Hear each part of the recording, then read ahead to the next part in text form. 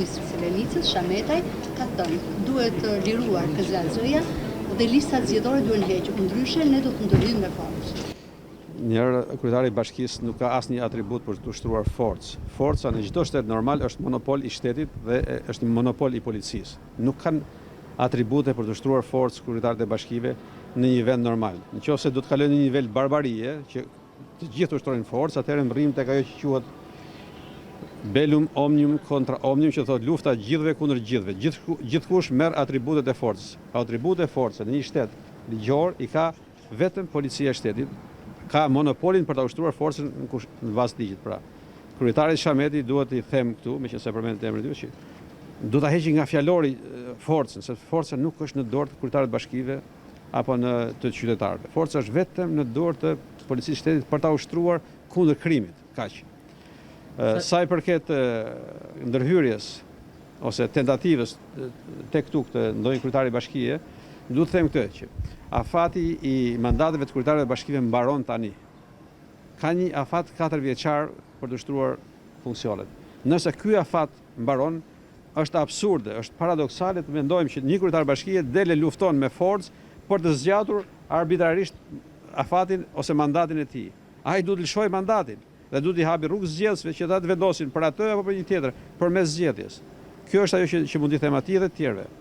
Sigurisht që do të jetë qartë që forcë nuk mund të ushtrohet sepse është kundër ligjit. Dalin përtej ligjit po përdorin forcën.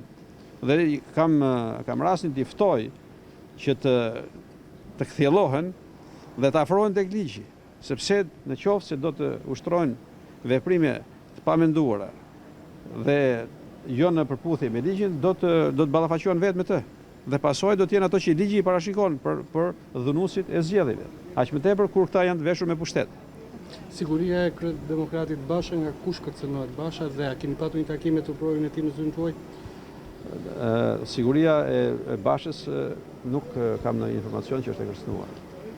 Sigurisht jam në vëndje të një letre dje që kanë shtruar disa pyetje, por nuk kam informacion që siguria e Bashës të jetë e kërcënuar në mënyrë specifike. Çfarë masa do të merren në lidhje me debate dhe tensione që po ndodhin në KZ-t e vendit, të cilët nuk në KZ-t e vendit po zhvillohet puna normalisht. Ka patur tentativa në disa raste të shkputura të individëve të caktuar, të kryetarëve të bashkive aktual, të cilët, si rasti i Selenicës, kërkojnë të zgjasin përmes dhunës dhe arbitraritetit mandatin e tyre që ndërkohë po mbaron. Dhe thjesht nuk duhet përsis veten. Është një opsion i pamundur që kryetarët caktuar bashkisht, të cilëve u ka mbaruar mandati, të pengojnë rizgjedhjen e të tjerëve. Si do të jetë ndërhyrja e policisë në rast se në 30 qershor do të kemi ashtu siç ka paralemëruar mendoja më parë opozita, ndërhyrje për të mos lejuar qytetarët të cilët do të zgjedhin votojnë? Por reagimi i policisë është i paracaktuar nga ligji. Policia është detyruar që në funksion të kërkesave përkatëse të autoriteteve që administrojnë zgjedhjet të ndërhyjë në ato raste ku është e nevojshme ndërhyrja. Unë prap besoj që me gjithë të thirrjet dhe retorikën e ndezur politike që po përdor një pjesë opozitës jashtë parlamentare për të penguar procesin zgjedhor, unë besoj që ai do të zhvillohet plotësisht në rregull, ashtu siç e kërkon kushtetuta dhe ligji, për arsye se masat janë të marra plotësisht dhe për arsye se qytetarët shqiptar kërkojnë që të ushtrojnë drejtën e tyre. Qytetarët e këtij vendi nuk mund të pranojnë dhe nuk pranojnë në krye të bashkive të vendit kryetar që u ka mbaruar mandati. Duhet zgjedhjen të tjerë, kaq e thjeshtë është kjo. Zoti Lleshaj, na lëm pak më parë, ka një letër që zoti gazetar ju të dërguar juve se i përket sigurisë të Demokratit Basha, madje është folur edhe një takim që ju keni zhvilluar në zyrën tuaj me përfaqësues të gardës, por edhe me truprohet e Bashës. Janë të vërteta këtu fakte apo thjesht janë? Cilat fakte? Që ka një letër të zotit gazetar. Po letra është bërë publike. Është në gazetë, dhe e keni në gazetë, është e vërtetë që ka patur një letër, të cilët ende nuk e kam lexuar. Ndërsa sa i përket takimeve të bie patjetër që më takoj me shumë njerëz. Puna ime është të takoj me oficerët e gardës, me oficerët e policisë, me këtë punë merrem gjithë ditën. Takoj oficerët e gardës dhe të policisë, sepse këtë punë ka.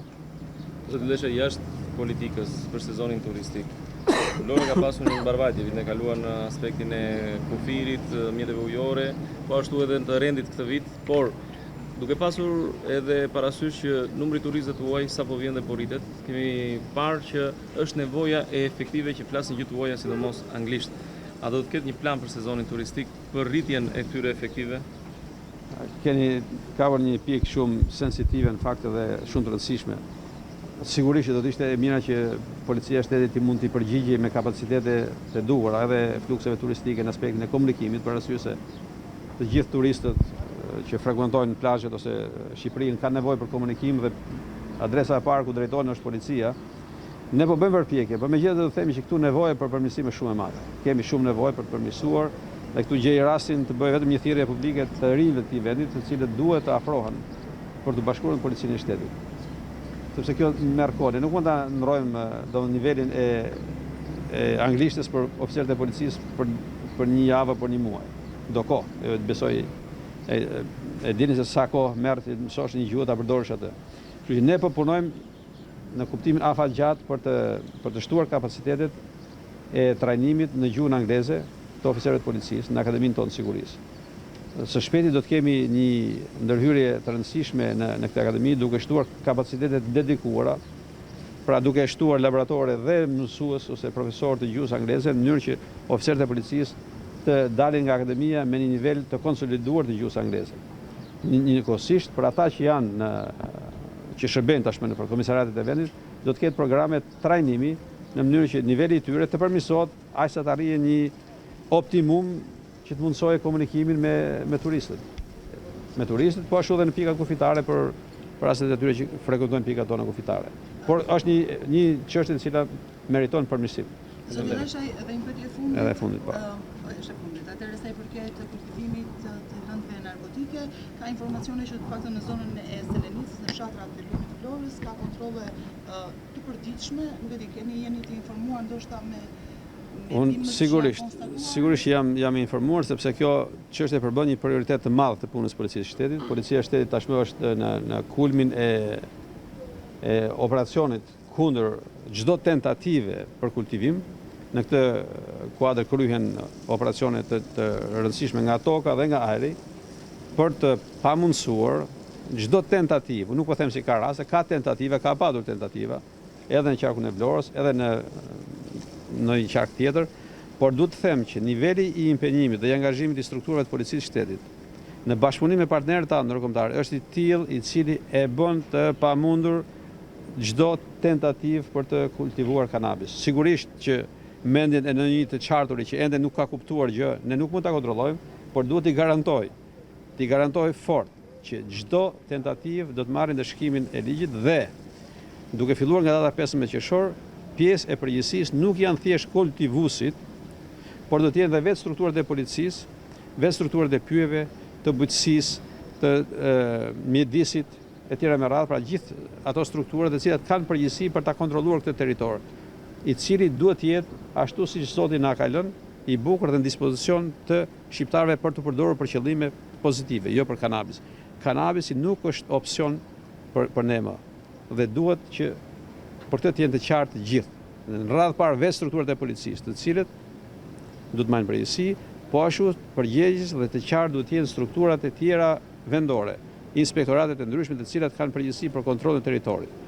Bimët që konstatohen, nëse konstatohen, por unë besoj që nuk do të konstatohen, në territorin përgjegjës të kujt do qoftë, do të jenë një barr dhe një penallti ligjore për cilin këta do të japin llogari. Kaq e thjeshtë është kjo punë. Kushdo do të japë llogari.